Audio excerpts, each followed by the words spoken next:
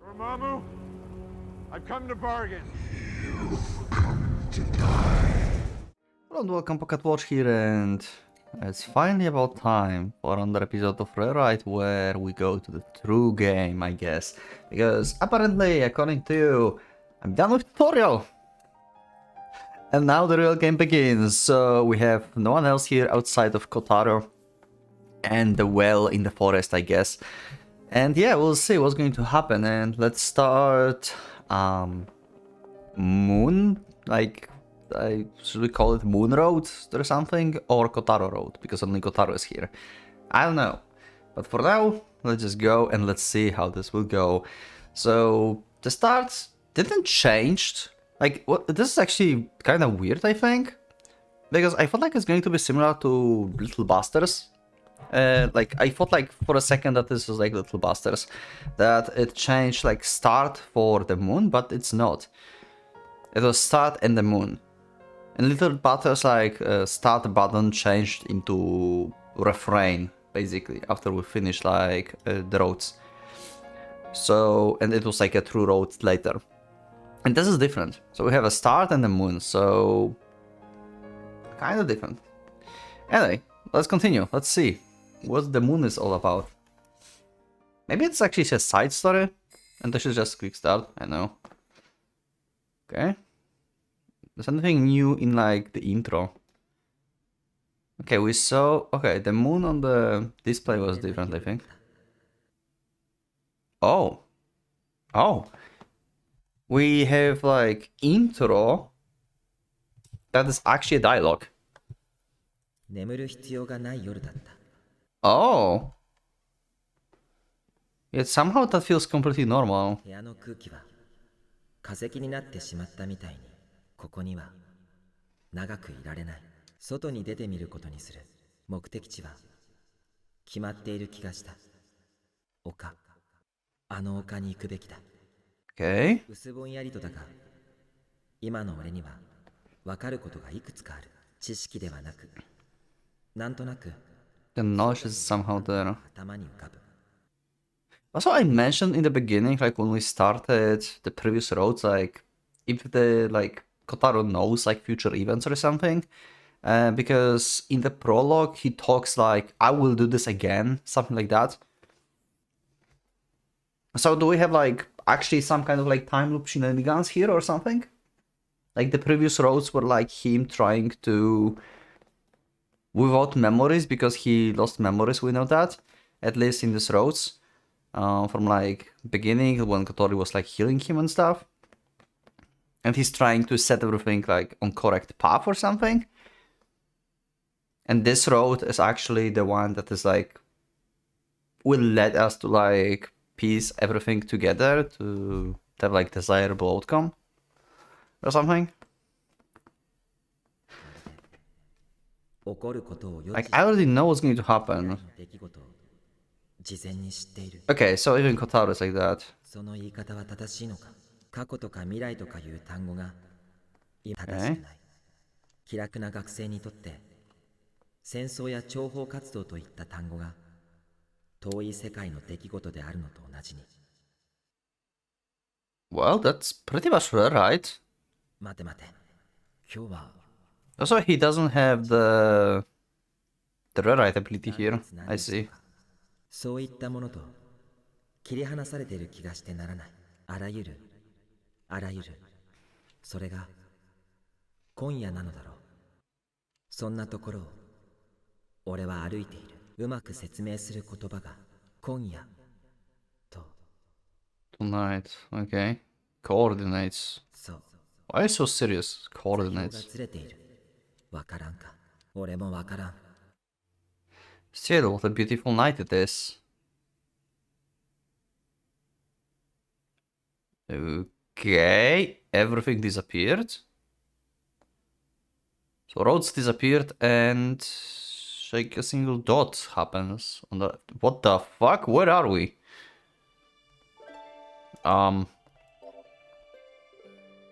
Okay. We have a hill and the moon. Where are we? Is this like behind the school or something? Although I opt to take the shortcut along a steep mountain trail, I find it easygoing. This is already like totally different. This is like totally new game. I arrive at the summit without breaking a sweat. Apparently my body has been well trained. You don't even know? Wait, what? Like, he doesn't know himself here or something. Well, he doesn't have rewrite ability, it seems here. So, is this like... after other roads? When he... after some roads that he lost ability to rewrite? Is this the prequel? Apparently my body has been well trained. My physical strength, mental faculties and intellect are all primed, converging in the apex of their abilities. Converging? Oh wait, so it's like... other roads? He's rewriting from other roads converged into one? And then we have this? We have different timelines here or something? Wait, what's happening? That makes it sound like there are unknown multiples of me coming together. I'm a mystery to myself. Okay, my consciousness seems to waver. It's awfully light, despite it being in the middle of the night. I looked up at the sky. The night is bright. Huh. The pendulous moon illuminates the world in the cold light. The moon reminds me of Io. Go read or check my channel for this. All we need is total lunar eclipse now. Its rays fall upon the black and white daisies that carpet the hill. And there she is. Okay, the crest of the hill. Oh, we have E here. Huh. He's sitting on something. So we're meeting with Key. We knew that she's going to be here. For whatever reasons. There, scattered across the ground, is something like the unbelievably huge piece of paper. It's spread out bigger than a picnic blanket. Countless lines are layered on top of it like fallen petals. Oh, right. Sorry about that. I forgot, you told me that. I apparently set master volume to way too low. Atop them, right in the center, the girl is on her hands and knees as though searching for something. Oh? Flashback? Electric current jolts through my brain. I think I know her. I try to call out to her, but then the word fields. Everything goes topsy-turvy. I can tell if I'm falling already on the ground. Up is down, left is right, forward is behind. I'm falling apart, scattering, diluting. I'm ceasing to be. Yet I have no fear. If I disappear, what of it? I will simply converge again. Like a moonlit, like returning to stillness after the ripples have passed. I'm a shadow. Understand. This is it for now. Okay. And we woke from dream, maybe? Now then. Night comes again. Okay, never mind. There are different kind of nights. Dark night, fearful nights, cold nights. Tonight is different again. It's a bright night with faint warmth to it. Not hot enough to be sweaty, but not cold either. The light of the moon and the stars diffuses the darkness, painting everything in navy blue. Beneath the starlight, the town shines like a stage. Oh, it's definitely Aftermath. This is after Salvation, so this is after Akane Road and we are in real world? What the hell? We're supposed in the... we and Akane are supposed to be in the different world. So this is real? The deserted streets are my playground. I hum an overplayed pop song to myself. I love that song, yet I can't even recall the name. Everything is hazy. Something is wrong with me. I start to run. My feet pound the asphalt in long, looping strides. The shadows lengthen over the surrounding buildings, stretch out in opposite direction as though fleeing from me. In a split second, I've launched myself up the wall onto the roof. As long as I can find the tiniest foothold, there's no wall I can scale. So you have rewrite abilities. So you kept your rewrite abilities? But you cannot use them? Like you cannot rewrite yourself more, but you still have them? So you... Wait, what? So which version of Kotaro are we? I really like he said, like convergence of all? Huh? I leap nimbly from roof to roof. My body is light as a feather.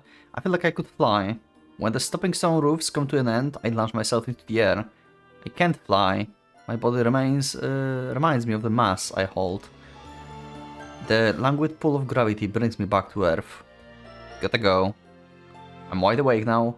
I head for the place I'm supposed to go. Okay. And we're back to Kagari. Okay. The girl is there, same as ever. I don't think like we can call her Ki at this point. I think we should call her just Kagari by her name. Like the Ki is easier when like everyone call her Ki. I guess we can just start calling her Kagari or something. I'm probably not going to remember that anyway, to keep calling her that.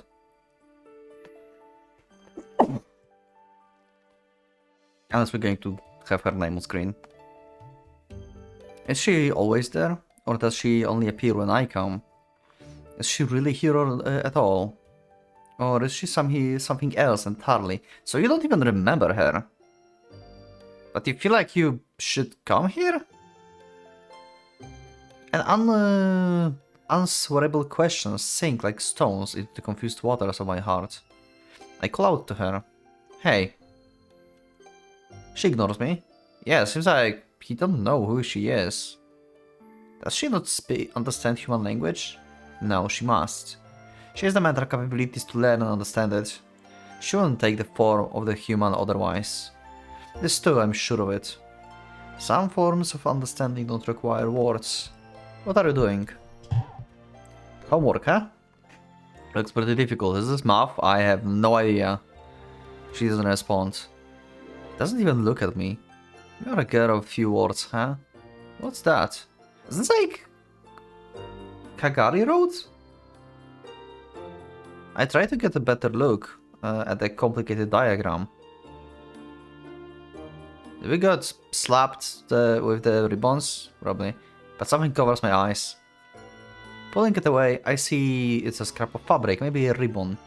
Where the heck did this come from? Before I can get a better look, it slips out from beneath my fingers. I don't even feel the friction. It's as smooth as silk and the water tickling over my skin. Okay. That kinda looks like the road skill tree. I mean the road tree basically that we had in the beginning. Like it's like going up and branching and stuff. This looks like a bunch of roads. The girl stares at me. She runs her expressionless eyes over me, scanning from head to toe. It feels like she's looking right through me. Also, wait a second, I forgot. I forgot to check the memories. Because we finished the road, so bear with me and I will just check this real fast. Like, what do we have about these people? Akane? I will just read them fast. I will not like make it up loud and stuff because you probably know all this, and you can always pause to check if you are interested in this. She will have designed the club room. She's candidate to Holy Woman, servant of the Koren. Her abilities of summoner aren't anything to talk about. Yeah, she was bad at summoning. Personal secretary, shrouded in mystery. Kirishima. I'm checking if there's like some kind of like new info that we haven't knew. She was treated almost like a deity. Inherited memories from the past generations, she knows the truth of all things. Wall's relationship with Suzaki, but no one really knows if that was genuine. Tsuruhashi? Who the fuck was Tsuruhashi? One of Gaia's summoners. Highly ranked, summoner she is. She's bad at controlling emotions, lived her life suppressing her own self. She awakened her potential as a summoner. Okay. There's Shimako. Part of Holy One Disciples. She has strong capabilities rivaling those of Kashima Sakura. Oh, okay. So Sakura was like similarly strong to Shimako. Suzaki. Former bodyguard and lover of Sakura. They parted ways. Barely has any capability as a summoner. Okay. Takasago. His summoner, his ears are slightly deformed from practicing judo. He hates gyoza. We are not exactly close, but I guess he's a friend. I mean, there's a friend list. Okay, sure. Also, there's so many people I haven't met yet. What the hell? Okay. Monsters. We have update on Blackhounds actually. Wait, what? That measure 1 combat ability in terms of these. Oh, so it's like if you can fight these, then we know how good you are. Okay. Golden Bird. Looks familiar, but I can tell where it comes from. I can feel a sense of familiarity or affection coming from it. I wonder why. Okay, so we never figured out who the Golden Bird was. I mean, we did. Like, we thought... I mean, at least we assumed that was Akane. But it was never, like, set to our faces. But we can assume it was Akane's. But Akane Bird was different. So, kinda curious. Shimako Army? Absolutely not an army of lollicons, they're mascots. Wow. Wow. Okay, cool. Gift Bear. My beloved servant and the guardian spirit of hot spring trips. Sadly, it was powerless before Shimako's mascot army. Incomprehensible familiar. Tsuchinoko. What is this? Is Tsukuno mated on something? I can't think of any uses for it other than creating ruckus. I have no idea what that was. To be honest, you can remind me. T-Rex? Total BS. Although there are still things to be skeptical, it's probably average person can uncover, but the mystery goes on.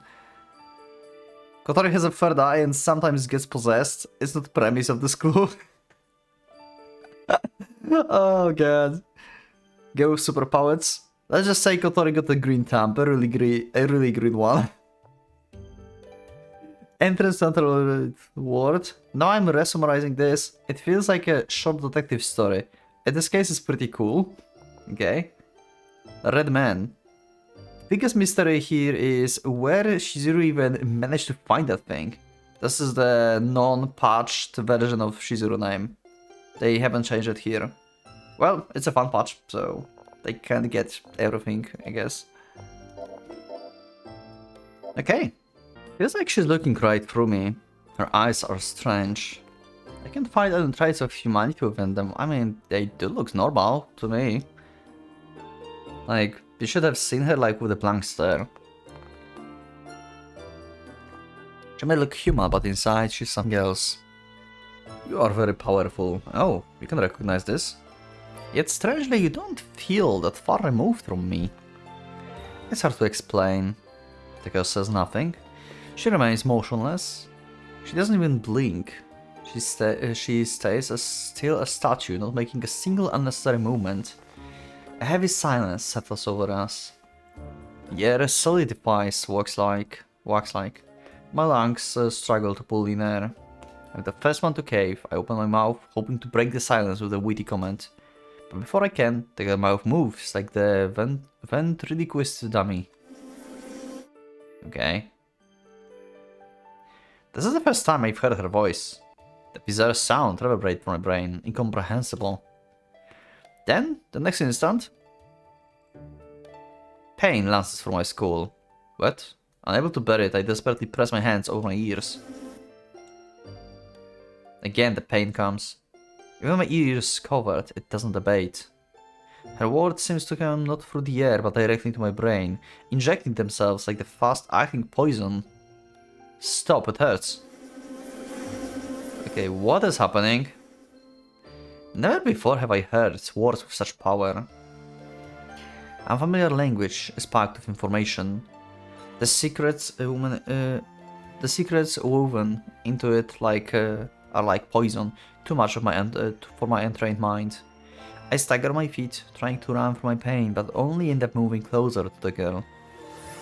Something flicks like a switch. And we're down. Okay. The sky revolves. Below me I see a hill. There's my body. My body is splayed out on the ground. My body has no head. Wait, what? It's been severed at the neck. A strange liquid shimmering red and green flows through the... Okay, we are not normal. We have red and green blood. Wait, what? This can't be. And we can, like, what? I pass out before I can hit the ground. So we died and respawned at the room again? What?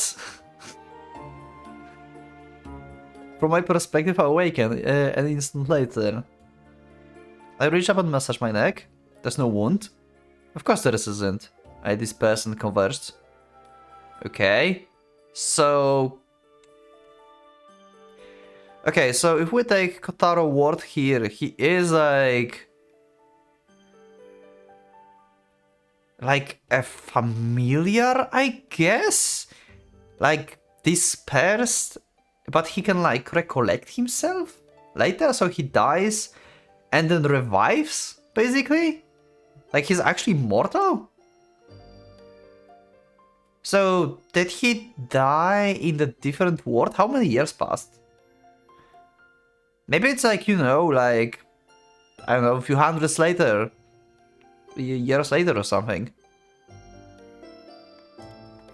Ah. Okay, this is getting interesting. This is the moon reflection restores itself after the water is disturbed. As long as the moon remains in the sky. Strange. It is what it is, perhaps there is no reason for it. My existence here is nothing more than the consequence of something else. I am a reflection. Okay, I'm convinced of this. Which means my fate is not mine to choose. Interesting. Like the moon on the surface of the lake. It's cruel for reflection to have its own consciousness. Or maybe it's actually somewhere meantime I kinda wrote. Like after salvation, maybe he is actually existing only because Kotaro is alive in the different world. And this is actually like, he's like separate. Is this his aurora taking form? Kotaro lost his aurora in Akane Road. Did it just like slipped basically into the earth when he lost it? And created Kotaro? Is this like, is Kotaro some kind of existence here? Like the key? Like it looks like human? And he thinks as Kotaro because the aurora that is forming this body basically belonged to Kotaro for such a long time. And it's like a clone made out of the aurora. Okay, one fury. I guess. Like, actually solid fury, I think. Because he have no rewrite abilities. But he's so strong. And he can like redo himself and stuff. And cause himself a reflection. Like it kinda connects. Or perhaps I only think I have my own thoughts, when in reality they are following a predetermined pattern. I could ruminate on it for eternity without getting anywhere. Besides, there are things I need to do. When I ask myself, I know at once. I go to see her. It's my one and only fixation. Okay, and he just constantly go here and dying here, I think. Also, the world feels normal to him. He's like happy that salvation happened. Almost, like he was just like humming the song and stuff. It feels like natural for him. She's there as always. Setting my approach, she looks my way. Hey. My greeting drops like a stone between us. When I come to stop a short distance from us, I notice the ribbon tied around her wrists fluttering. But there's no breeze. The ribbons fill me with unease. There's about 30 meters between us. I get a sense that if I try to move closer, I will regret it. Are those ribbons weapons? She doesn't seem to have anything else on her that could serve as the weapon. The ribbons below menacingly in the air, like a threat. They seem to multiply before my eyes. Also, yeah, with this, it doesn't seem like this Kotaro remembers that he used Aurora as a weapon as well before. He had like a lot of amnesia, but at the same time he had like a lot of like basic knowledge, it seems.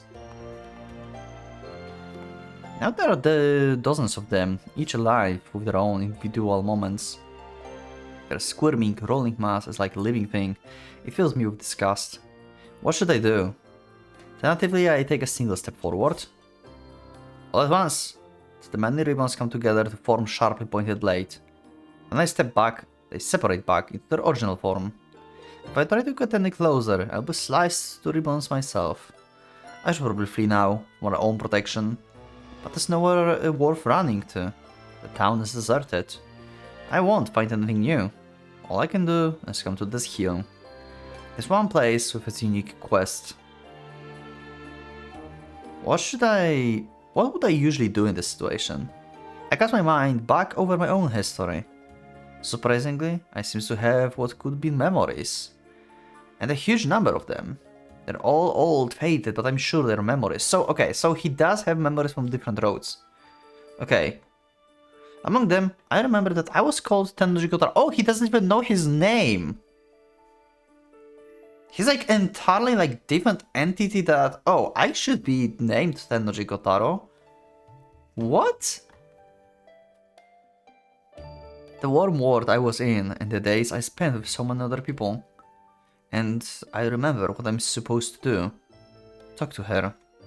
A dialogue. I have to understand her. At the same time, I need her to understand me. I will feel around for the thread between us. And once I find it, people will have peace. And then I will understand what I need to do next. Okay. Are you alone? The girl gives no response. There's no flicker of emotion on her face. It's a mask of someone who knows neither joy nor anger. Aren't you lonely, out here by yourself? Do you want company? Don't you feel like you wanna talk to someone? Come on.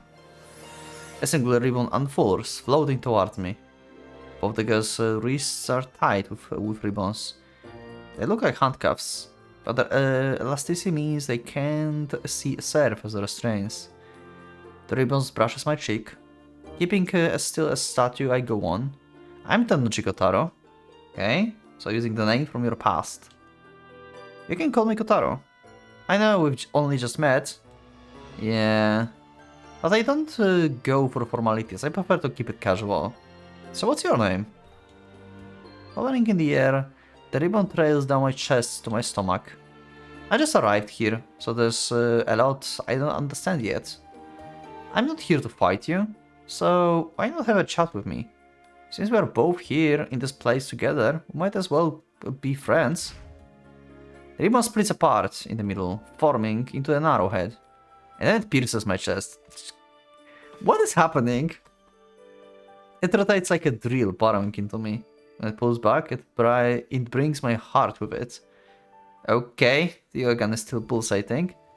Looks like one of those fake heart models you see in the biology class. Yet this is real, beating organ that sustains me. That's mine. I reach out for it. The ribbon squeezes and my heart bursts with a satisfying pop. Everything tilts. I'm so confused right now. What? My memories are clearest right before I awaken. But as soon as I wake, they become hazy. It's like forgetting a nice dream as soon as I awake from it. I vanish and awake again and again. An endless cycle of dream and nights. An infinite loop of memory and unreality. I try innumerable talks to talk to her. I can't claim she's an active participant. Oftentimes she ignores me, indifferent in my attempts to chat. My goal is mutual understanding. But can such a thing really grow between us? As I wonder, I come to recognize my own contradictions. There's no consistency in dreams. The myriad memories I see just before waking. Once I had a house with Kotori. We're married. Okay, apparently that happened off screen? It was wonderful. That life I had with Kotori. Of course, it wasn't easy. I worked really hard to make it reality. However, in another memory, I was married to an office worker named Hamada Michiko. Who the hell is that? Who was she? I remember her as someone I met at work when I was around 24 years old. We hit it off, talking about spiritual experiences and started hanging out. She was seated next to me at the work party. We suddenly started dating after I jokingly asked her to be my girlfriend. I wasn't really being serious. We decided to give it a go, although I figured we'd break up pretty quickly. It didn't take long for it to get serious. Love blossomed between us, and 2 years later we're legally married. We saved up money and held up a ceremony a year later, along with our little boy. Okay, you had a kid as well. Lots of people attended. Our colleagues, bosses, friends and relatives. Our eyes were filled with tears of joy and gratitude. Something occurs to me. When was I married to Kotori? Yeah, my questions exactly. It must have been around the same time. Conflicting memories of the same period coexist in my mind. Yeah, like you're collective, like multiple. And they aren't the only ones. When I trace my way back from my mind, I find multiple memories. With Chihaya, Lucia, and many more. With Akane and Shizuru. My lives with them seems somehow shorter, and it takes some time to follow these paths. Sometimes I lived as an ordinary citizen, others I was a warrior. A warrior? I have memories of myself with a gun in hand, battling monsters across a devastated land. Yeah, that sounds like Akane. The fall of civilization, remnants of Gaia, familiars, hunters. In these words, filled with fantastical terms, I did things that would put most light novel protagonists to shame. And I recall many other lives as well. I recalled them all not as a fantasy or delusion, but an actual lived experiences. Okay, so it's much more than just rewrite roads. I start to think that I must have been reborn again and again, living a different life each time. Yeah, seems like it. I questioned that in the very beginning of the game. Like, the way, like, the prologue went, how Kotaro was speaking. That always, like, kept bothering me. So we did have, like, reincarnation mechanic here and, like, time loop reset thing. I guess. But now it's stopped? Because we are this entity now? Or it's happening in the meantime, like each time like Kotaro from like real world is dying, he's getting like, he's resetting the loop. And this entity is getting the memories from that loop. So this Kotaro is existing all the time? No, it doesn't make sense. Is the loop over? Okay, you know what, I'll just read. So little info. But that's absurd. Yet I can't think of any other way to explain the inconsistencies. So I decided to put it back on the shelf and focus on what's here before me right now. I have really cool concept about timelines. By the way, if you haven't seen, like I mentioned, the moon, but also the past, the present, the future, the imagination. My conversation with the girl who watches over the diagram. She's a formidable enemy. I can't seem to get through to her no matter what I say or do. Time and again, I meet deaths at her hands. I've tried every approach I can think of. All have ended in vain, all have ended in death. Yet every time I come back, yeah, for whatever reason, like you're driven to this place. Is it because you are Aurora and you just driven to like the origin of your power, or something? Because you are part of her. If you are actually the Aurora. Humans crave interaction. They strive for understanding of one another. But she's different. She exists here, in this uninhabited world, taking the form of a person, yet without truly being one. Humans grow with their contact with other people. There's only me here. It's going to take some time. Also, apparently, like, Akane Road in original game is locked after you finish Lucia Road. But in Rewrite Plus, that is on Steam, it's not the case. Like, you can just go Akane Road in the very beginning. And I'm glad I did not get that road in the beginning. And figured out that, okay, what is apparently Akane, it seems like it, so yeah, let's do it last. I die and die and die again. Sometimes I wonder if this is all a dream. It's strange how my willpower never wanes. There's clearly something wrong with my mental state. I get the feeling I'm being controlled by something. I'm merely an echo of the past that's already happened.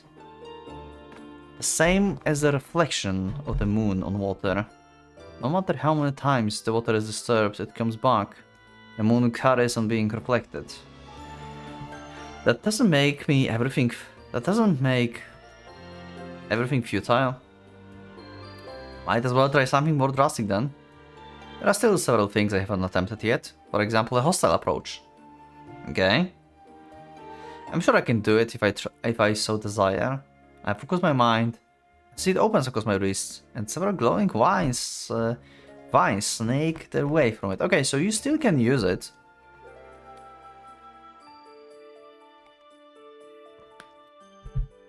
They intertwine, wrapping around the back of my hand, and then solidify into 3 older blades. Am I going to fight? Am I going to attack this mysterious girl with these old root weapons? What change will this cause? I relax. The blades vaporize and disperse. If I'm doing it just to get her attention, it basically amounts to harassment. That's a discouraging thought. Said something I haven't yet attempted. I might as well try. I'm fed up with this stasis. I crank the gears of my brain, coaxing the rusted cogs back to life. Now then, how should I go about this? I take out my cell phone. Wait, what? Wait, what? Hello? Can we help? Okay, god damn it. He's doing the goddamn Okabe impression here. Hello, how can we help? Organizations are after me.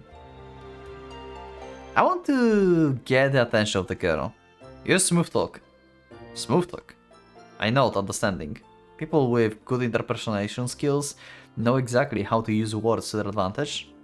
Having your flaws pointed out to you is more useful than compliments, so I much prefer to receive constructive criticism. Right, exactly. Perfect. This is exactly what makes one a respectable human being. I don't keep secret from anyone. I don't think there's any point to a relationship built on lies. Your real friends are the ones who tell it like it is. Okay, nice. That's perfect. And then the other person will think the following. This guy's a straight shooter with a heart of gold. Is it an act? Maybe. But living according to instincts would make us know better than in Neanderlands. It's our ability to fake. Isn't our ability to fake it proof of our civility? This is all very useful. I will try and come up with my own words that will steer her heart. I carefully fine-tune each word to ensure it will ring true. I will tear the prettiest lies. I'll become someone else from somewhere else, and I will make her heart mine. Listen up. I approach the girl. I flourish my jacket, twisting the ribbons up in it as they try to attack. Success! I get as close to her as I can before she can launch the next attack. When I get within 5 meters to her, the ribbons color on my body restraining me, but I'm plenty close for my voice to reach her. I'm desperate to get to know you. Can't we be friends? Time seems to stop. No, it's been standing still this whole time. Please tell me your name. I'm sure you and I will hit it off.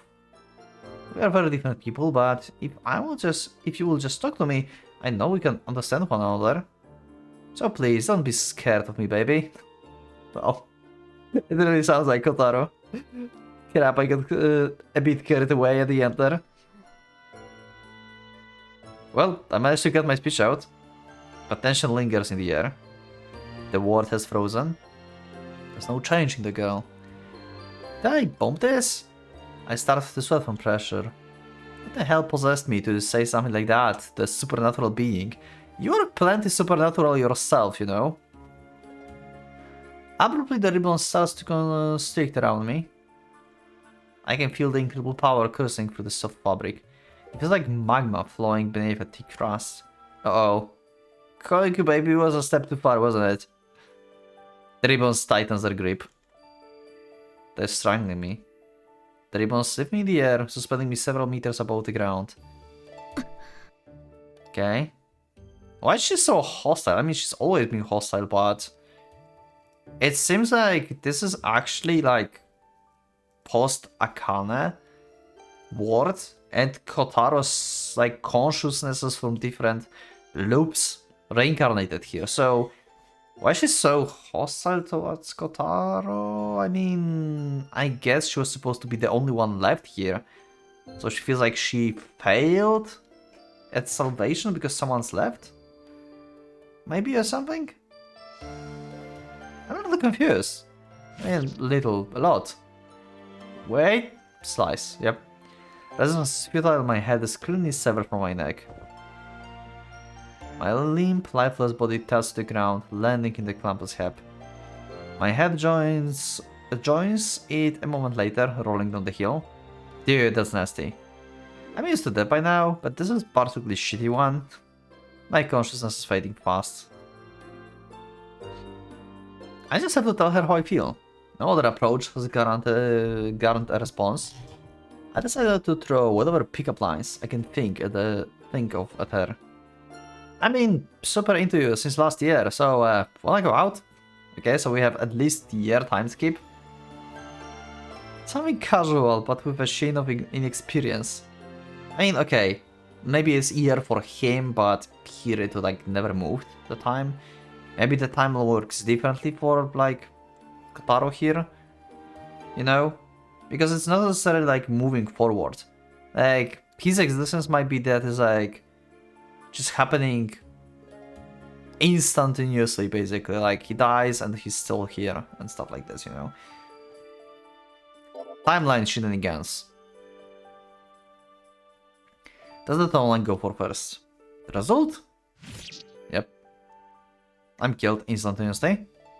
This chick's built up some thick walls. Why you want to get close to her?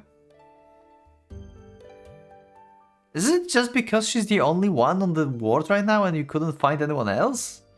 And you just actually like start having feelings towards her because she's the only person other that is left? You don't even know her, it seems. You don't even have memories about her. You had a flashback here and like green on the gray screen before, and it looked like her. Like her face. You can stop my laugh. The hot-blooded approach, a total bloodbath. Jette, the fuck? Jette, what? How do you even say this? No.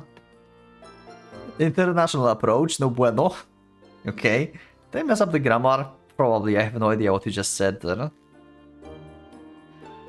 Play with fire and you're gonna get burned, darling. Why does fire? My loins are aflame. If I am a man approach, obliterated. The I am the man. Ha, something similar to magma erupts from the ribbons that time. Okay. Each death is pitiful as the last. Nothing's working. No matter what I try, it doesn't enter. It doesn't entice her into the conversation. Every time I get close, she automatically removes the unwanted intrusion. It's the same as before. I don't even know what I'm doing. What now? I decide to do the only thing I can. Watch and wait. You could say I'm out of other options. As long as I don't make any movement towards her, she won't attack. What is it I wanna do here? I have no idea. Here in this deathless world, I stare endlessly into her face. Kotaro's like Doctor Strange here.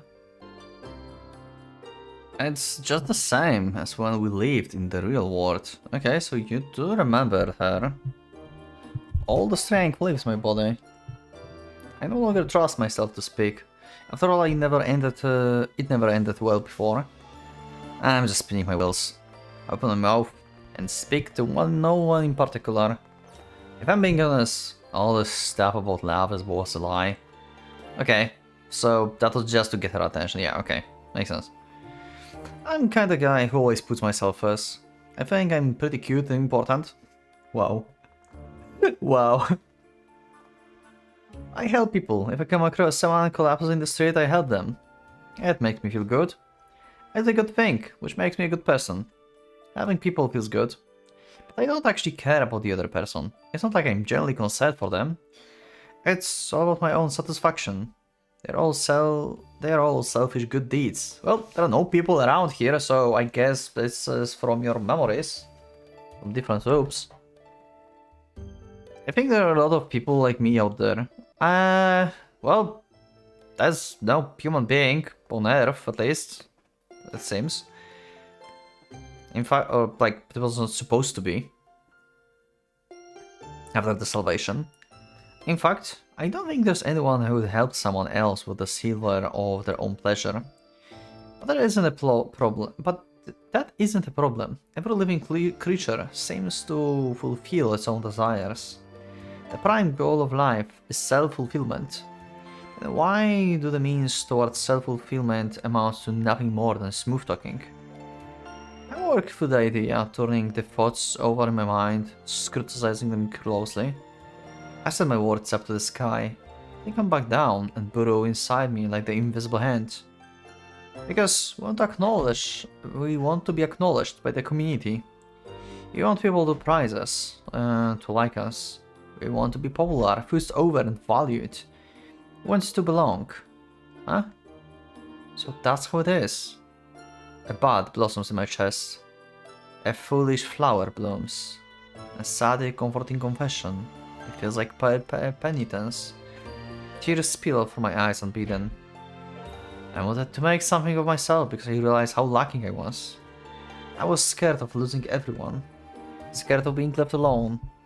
That's why I joined the Occult Research Society in the first place. God, I'm such a loser. I was just desperate to be liked. And when I found someone I liked, and they liked me back, all those worries left me. Then I melted into the world, but for some reason, it was the world itself that melted. Maybe I was unhappy with my weak, pathetic little self. But you know what? Now that I have made something of myself, I don't regret any of it. Once you've self-actualized, there are no regrets. When it comes to the person you love, nothing else matters. Not even the end of the world. What's wrong with that? Everyone thinks the same way, right? Why am I the only one who's been dragged out there? Why am I the only one here? I grab the tuft of grass in my fist. I tear the blades and throw them into the air. I feel as though I'm being blamed for something. I lived and died, struggling through my human life. Every version of me. I was just one tiny, significant human living my life, that's all. I know I got involved in some crazy shit, but I was only ever playing a supporting role. I was just one person. Why am I the only one who's being banished to this place? What about Kotori and Shizuru and Akane and Chihaya and Lucia? What about Mr. Esaka and the old bad Kashima? Yeah, it seems like you are only be able to be here because you are constructed out of Aurora. I think, like, that's my theory. Like, this Kotaro is basically the Aurora that left Kotaro body in each road.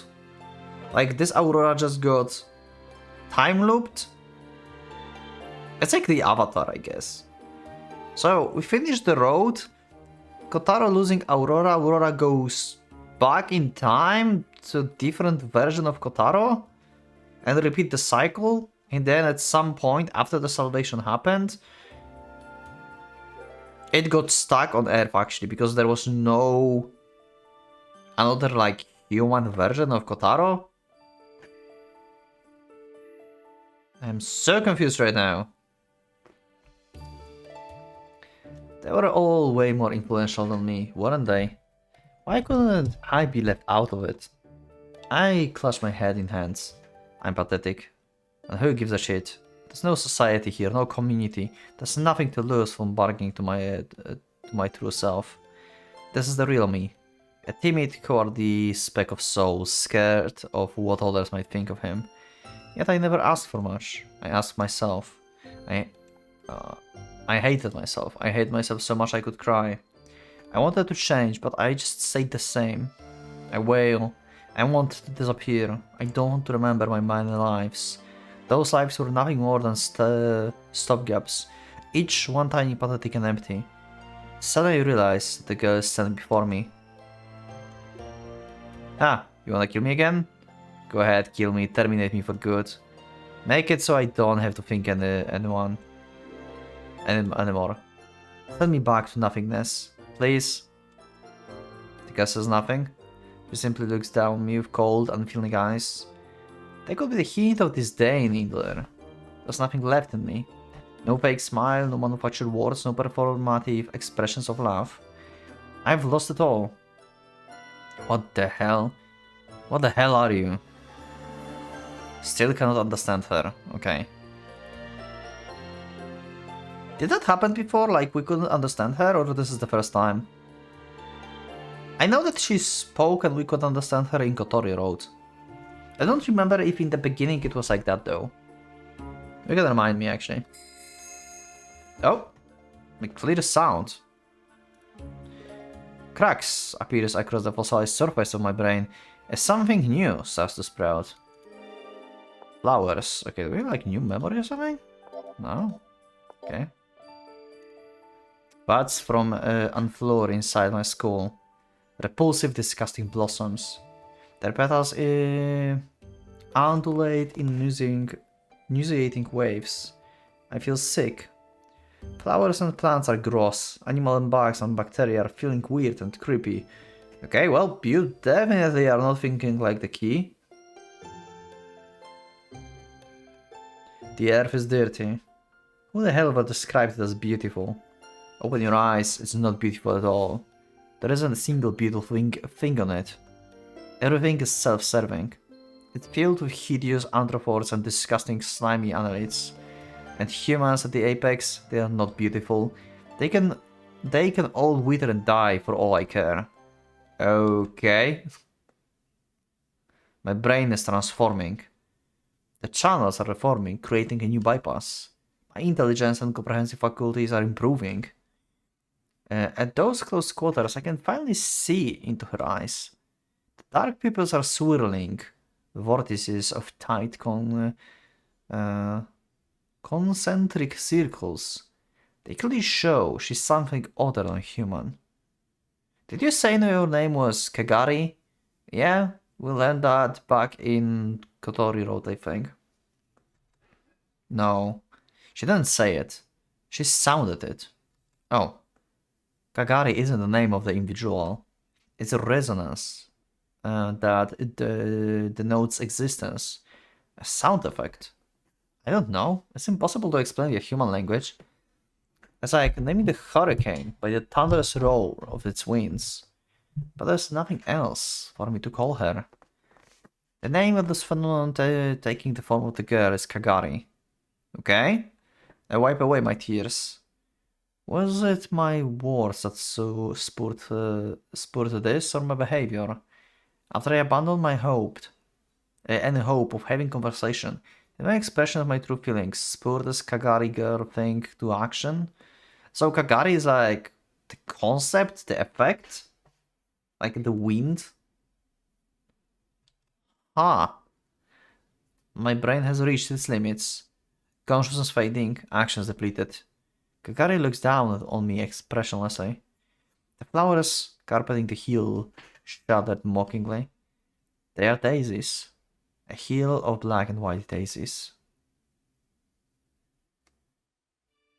Okay. We're back here again.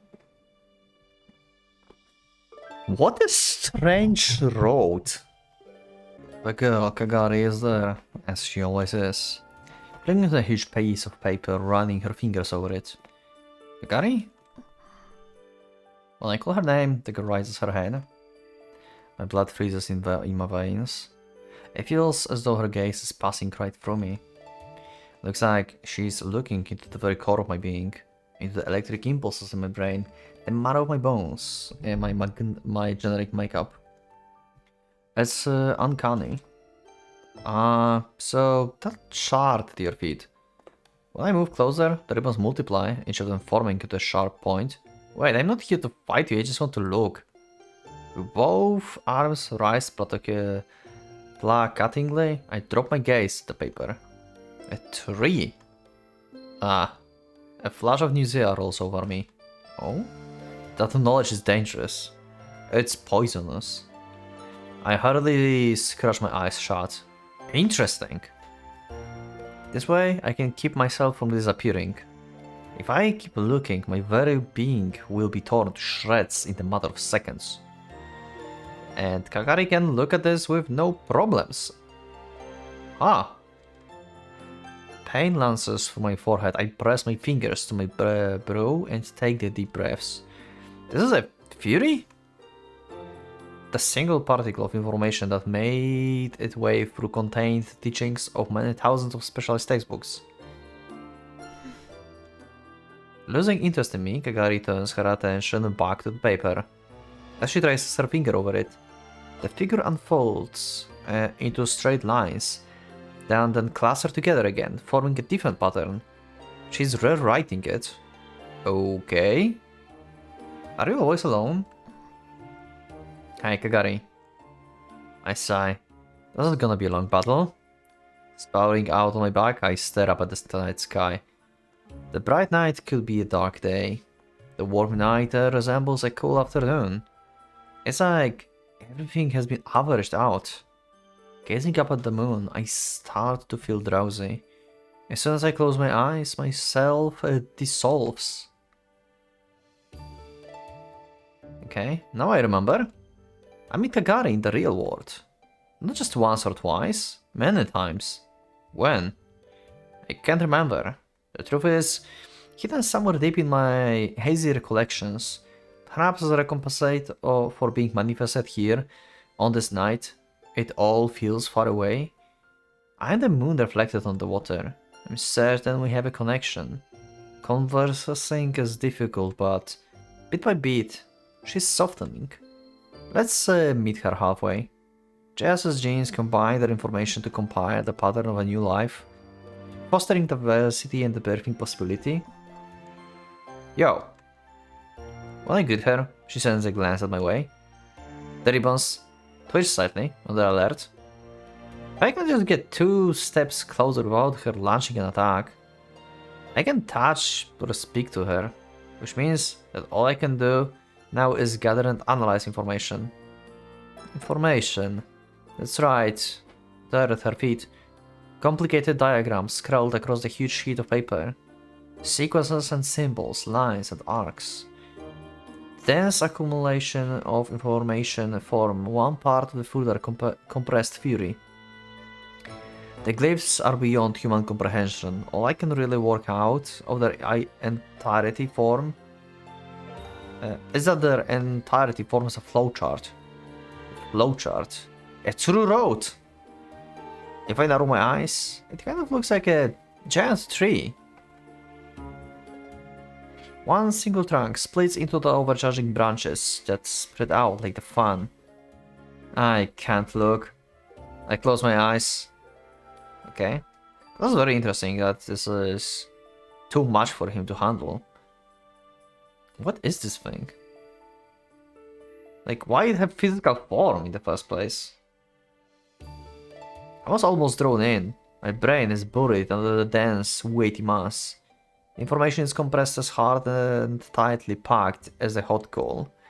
My slight disturbance of the outmost surface sends accumulated, systematized knowledge that would take years to acquire, flooding through me, bringing with it a sharp, irritating smell. I don't know how this uncompressed data relates to the tree image thing. Tree-like image I just saw. I guess like Kagari can like stare and use it and stuff because she's basically the earth. Like her consciousness is as old and as the earth basically. Like she can just handle it.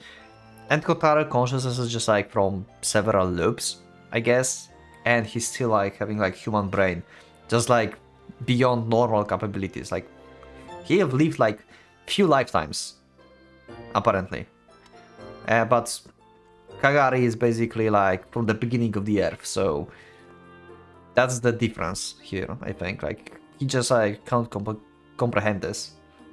The history, maybe this is actually the tree of like humanity, like history of humanity in general.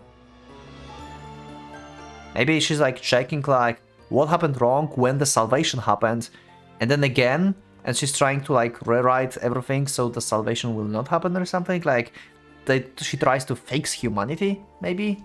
Maybe she doesn't want destruction actually. I mean, she's a judge basically, so it's not necessary that she wants to destroy everything.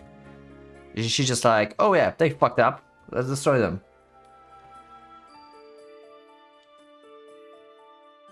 Ah, electric shock runs through the back of my nose right up to the top of my head. Security that connects my head to my limb is on fire. My knees hit the ground. I can move a finger. Is this fury of life? Oh. With this realization, I shatter into pieces. Okay. I tried to recall the key. Everyone was after it. Much blood was shed over the key. Sometimes it was my blood. The key was invisible. It wasn't a tangible existence, but some people could perceive it. Sometimes I saw her for myself. Occasionally, I would be able to perceive her alongside increases in my power or decreases in my stability. The key existed to destroy civilization. There was a fury that she was the emissary of the earth, sent to pass judgment on humanity's hubris, yeah? And Fury believed her to be akin to the vaccine designed to eradicate the harmful disease of humanity. I even heard the Fury that she came from the Hollow Earth. Everyone died without even learning the truth about the key. Kagari has taken the form of the key, and here in this empty night, she immerses herself in her account of life. Your research. I tried talking to her, even though I know I will get no answer. Is it aimed to destroy the world? It's the same. Okay. Humans destroyed the natural world, the pollution and global warming. Is that why you want to destroy us? Figures. Although the shock of it broke me, that glimpse into Kagari Fury expand my intellect. Okay, so it's not like she does. Okay, so she actually wants to just kill us. Okay. Never mind then. My theory was wrong. But either way, she seems to be like searching a way for another salvation. I guess. Like salvation happened already, so what are you researching actually? Like, or maybe salvation did not happen yet, and this is like some kind of like totally different, like out of time space. Maybe it's like inside the well of life? Of the life force? Maybe it's maybe it's inside the well. It's the word inside the well. Huh. Okay. But we have Akane. Okay. They happen probably simultaneously in general.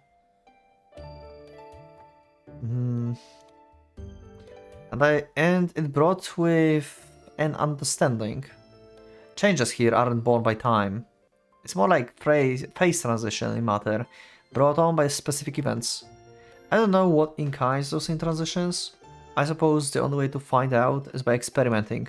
In other words, sitting around on my ass isn't gonna get me anywhere. I get to my feet. I feel like taking a walk around the town. Okay. Okay, back to the empty town. But we are deep in the forest now. Okay. I will check the forest in the next episode. Yeah, we're going to end it here.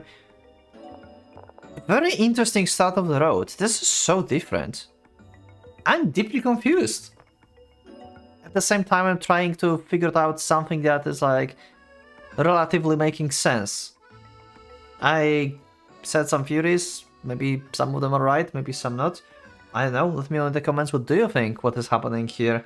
And yeah, I will see you in the next one. Thank you for watching. Click the like button if you liked the episode, subscribe for more, check my Discord, and become a member if you would like to support me and see episodes earlier. Thank you once again, and for now, Pocket Watch, let's get out.